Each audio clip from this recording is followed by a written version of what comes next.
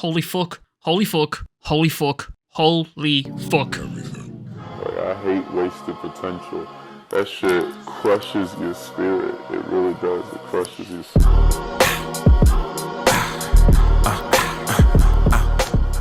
After 100 chapters into the series, Hokuzono has just opened up a massive expanse of questions and possibilities that are ripe for exploration. So let's talk about them all. But before all that, I'd just like to ask you all to go and follow me on Instagram, like and subscribe, and maybe support the Patreon. Specifically the Instagram. I've been dropping some cool colorings over there, so go support the homie. Anyways, chapter 100, where do I even start, man? Like, seriously, there is no switch up here, no POV switch, we're just straight into the action with Yura stood atop the Swordmaster's prison cell, which, by the way, is deep within the Kaminabi's lowest level, and it's known as the dungeon, and Yura begins to engage in a casual conversation with him as Hokuzono finally reveals the name of the Sword Saint. Sword Bearer of the Magatsumi, the Shinuchi, Swordmaster Akimura Soga. Now, we get to see this beautiful, beautiful double spread of him sat atop the building that we saw way back in Chapter 86, which I'm assuming that this panel that we're seeing here precedes the fight between him and the other sword bearers within this panel. Reason being is, in this latest panel, he's sort of chilling with the Magatsumi being held up by Centipede, I might add.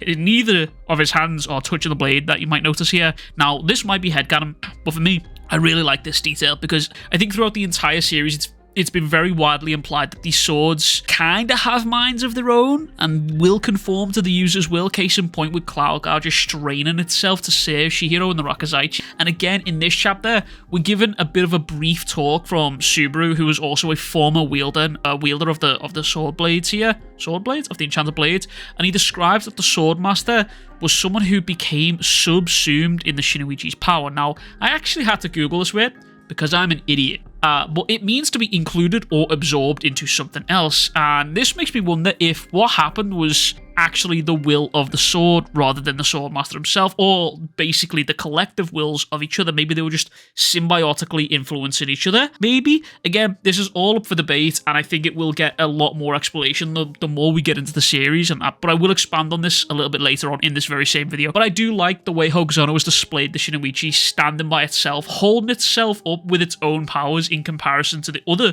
bearers having to hold their swords themselves. It kind of visually implies that there is a level of independence that this sword in specific has from its owner. Now, moving forward into the chapter, we're given a bit of backstory on Soga here. Now, this narration I actually believe is Subaru, potentially.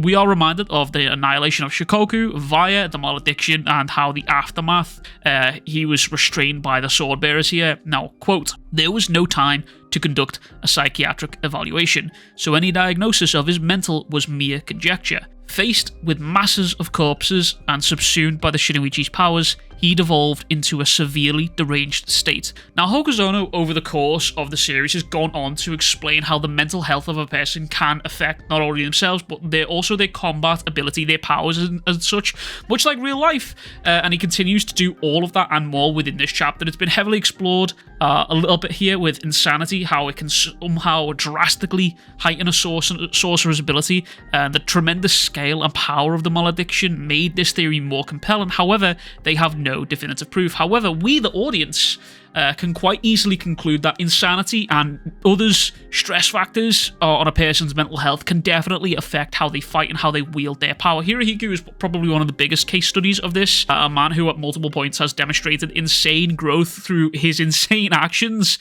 but to his detriment, his mental health also cost him to lose multiple battles.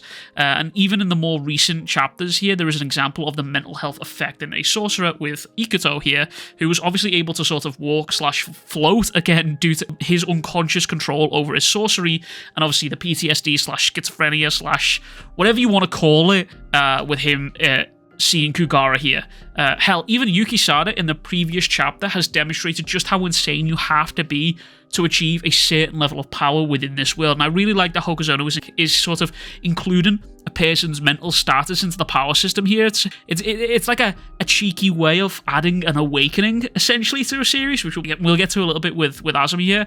Anyways, there is this panel here shown with Yura speaking directly to Soga, and completely in a manner that not only catches Yura off guard, but it caught me completely off guard, and I imagine it probably caught a lot of you off guard. After all of the posturing of this this story setting up sort of the insanity of the Swordmaster and Soga and others, only for Yura to interact with him, and this dude is basically just nonchalant. He's actually all there. He's actually screwed in. He's not the psycho, cold-blooded killer menace that I think we've all been expecting. In fact, he's actually very, very nonchalant, and I think that's quite off-putting. I think from his demeanor, I was expecting someone more in line with maybe Madara, I think. And our first serious interaction with Soga here shows him stretching, telling Yura that he's not spoke to people in a long time, and is even clearing his throat and proceeding to stretch and limber up for potentially the events that are coming up, his potential fight coming up here. But you can clearly see that Yura is taken aback by all of this, even falling back into the information that he's studied on Soga, saying,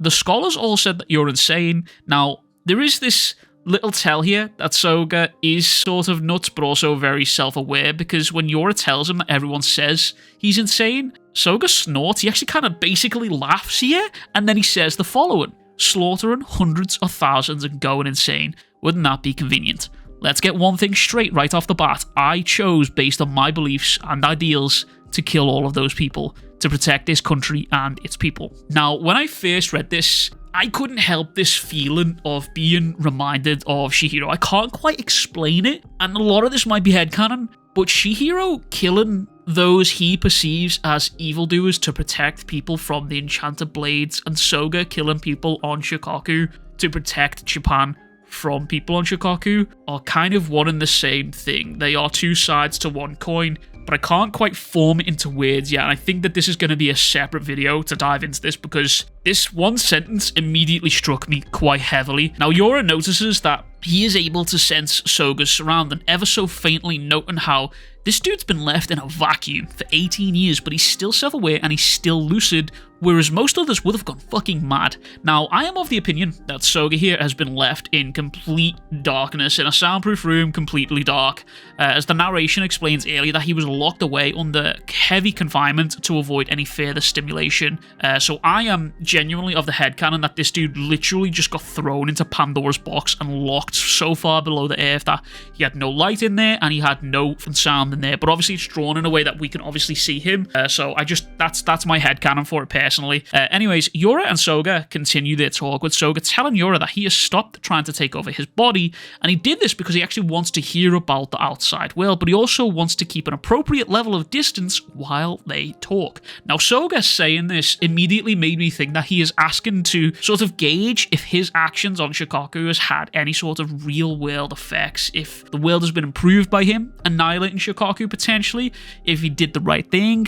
And I've got this feeling that Soga isn't gonna be this straightforward character that we might have been led to believe he is here. Anyways, we are treated to this very, very casual bombshell, and I do mean nuclear bombshell. Quote, is my brother Kunishigi Yukihira dead? Okay, now first of all, I need to clarify something. This is a mistranslation. This should actually read, is my brother-in-law dead? But, I mean, in a nutshell, the result is still the same. This still makes Soga an uncle to Chihiro, and the brother of Chihiro's mother. Which goes back to my point at the beginning of the video. Hokuzono has just opened us up to a massive expanse of questions and possibilities that are ripe for exploration right here. One major question here that I have personally, and many of you might also have, does Chihiro know, or has he figured out that this is his uncle yet? Like, way back when, in chapter 59, Samura asks Shiba if he had told Chihiro yet. And it's very possible that this was in reference to Soga being his uncle. It could have been in anything else, but obviously Shiba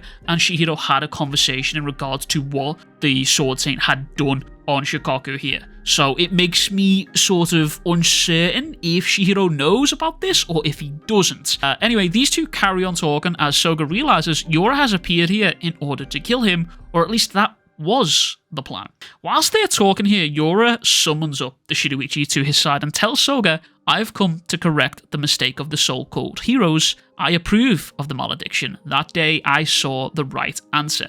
The enchanted blade should be the solution to bring order to the world, but Kunishigi Yukihira rejected the malediction and sealed away the enchanted blades. Now, first thing first, I want to point out, he says, that day I saw the right answer. That is very interesting because we don't actually have an age range for Yura right here, which makes me wonder, Is he referring to potentially having escaped Shikoku? Was he a part of the war? Was he someone from Japan fighting in the war here? Who fucking knows? But that is a very interesting statement that he says here. And secondly, Yura just summoned this blade to him. He just summoned it. Now, the last we saw, Ichiki was watching over this blade, where obviously the energy from the Shinuichi was starting to seep out of the seal, but he was watching over it along with Kazan, but obviously Kazan was a bit fucked up. This does make me wonder if other members of the Hishaku got to the Shinuichi and unwrapped the seal fully. Very interesting, because obviously the last time that we saw this thing, it was completely sealed. But yeah, let me know what you think in the comments below. Have we missed something? Is Ichiki potentially dead? Did Kazan fuck him up? Who knows? Anyways, I also need to point out that something is happening at the same time as Yura grabbing hold of the Shinuichi. It's happened sort of simultaneously, I imagine. Earlier I talked about how the swords and how Hokusono has sort of visually depicted it holding itself up with its own powers here.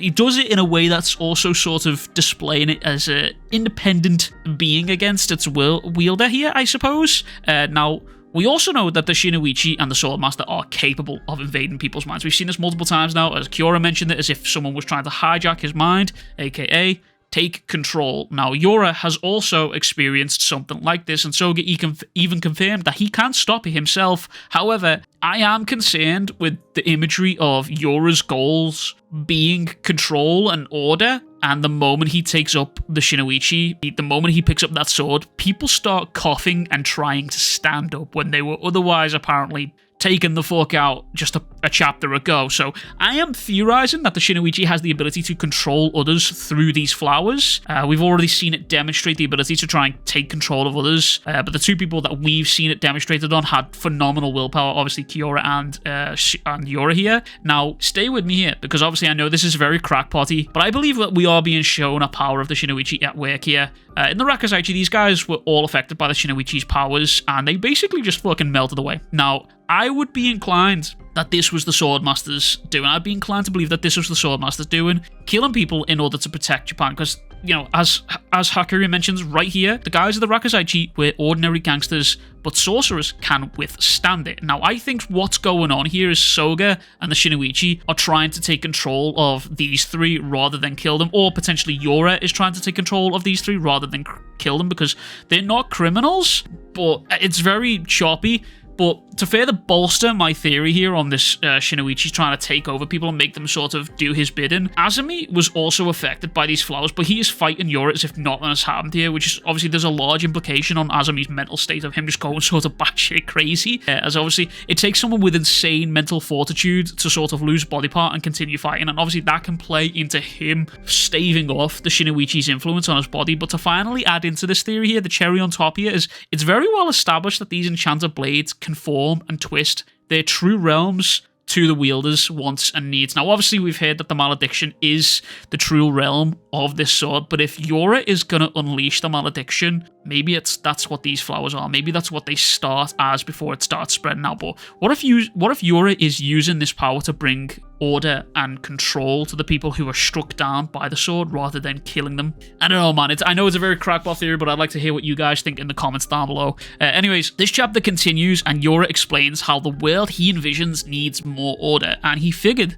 that someone should take up that role. Now, he's learned that Soga unleashed the malediction with clarity and attention. Now, I've talked about this before, but the Shinuichi being depicted in a way, in a visual that shows it having independence, has almost been a topic of discussion for a long time now. But it's been a topic of discussion on whether Soga was controlled by the blade or vice versa. And despite what Soga says, that he's obviously done this with clarity and vision, I am still completely suspicious of his actions. In fact, to that end, I am now also completely suspicious of Yura, because in spite of everything that is going on, this dude has seemingly just going to throw out all of his planning to join forces with Soga. Now, I just want to say this, when this chapter dropped, I was obviously live streaming this and live reacting, and literally 35 minutes before this chapter dropped, me and my chat said, what if we're thinking about this the wrong way? What if this isn't Yura trying to kill the Shinuichi wielder here? What if he actually teams up with him? Because right now, if these two fucking fight, whoever wins this fight, we are fucked. It's just plain simple. Whoever wins this fight, we are fucked. But what if these guys join up? And that's exactly what's going on here. And Yura's kind of just sort of throwing his plan out. Now, earlier I mentioned how I believe that there was a lot more to Soga that meets the eye. And this guy obviously had his reasons for what he did. And in his mind, he was justified in taking those actions. Now, as far as he's concerned, his actions were all to protect the Japanese mainland and the Japanese people.